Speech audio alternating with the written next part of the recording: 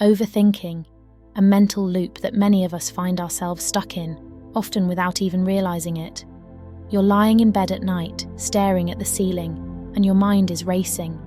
You're replaying conversations from years ago, you're planning out every detail of the next day, and you're worrying about things that are completely out of your control.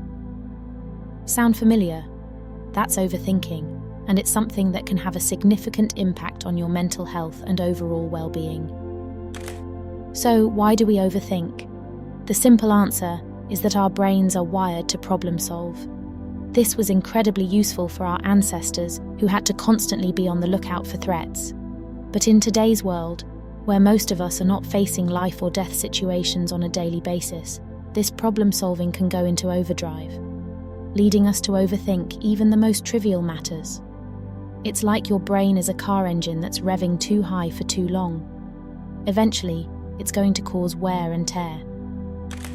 Now, let's talk about the different forms of overthinking. There's rumination, where you replay past events over and over in your head, analysing what you should have done differently. Then there's worry, where you're consumed by thoughts about future events that you have little to no control over. Both forms are detrimental and can lead to a host of issues like anxiety, depression, and even physical health problems like high blood pressure and digestive issues. So, how do we tackle this? The first step is awareness.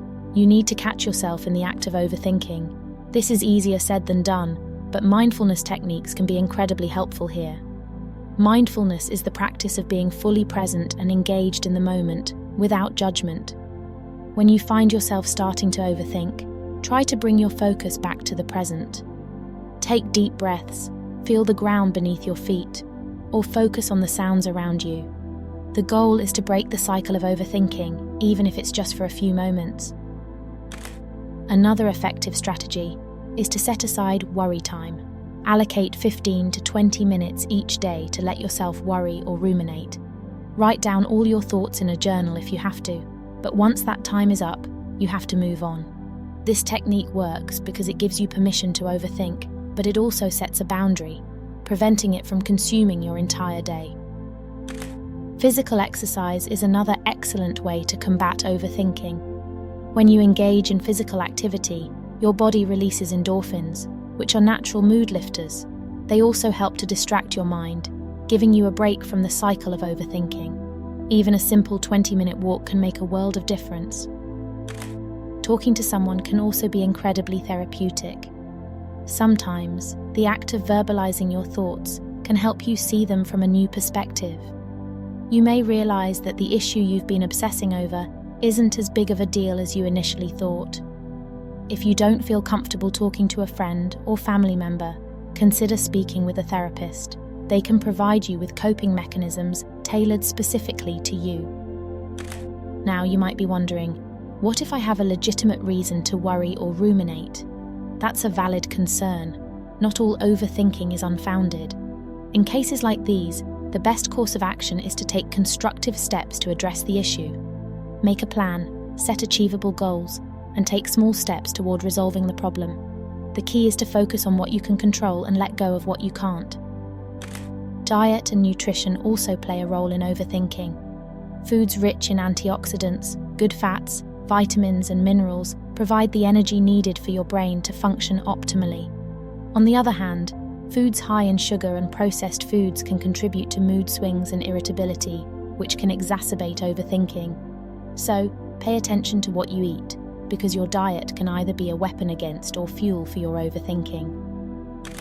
Supplements like omega-3 fatty acids and herbal remedies like valerian root have also shown promise in reducing anxiety and, by extension, overthinking.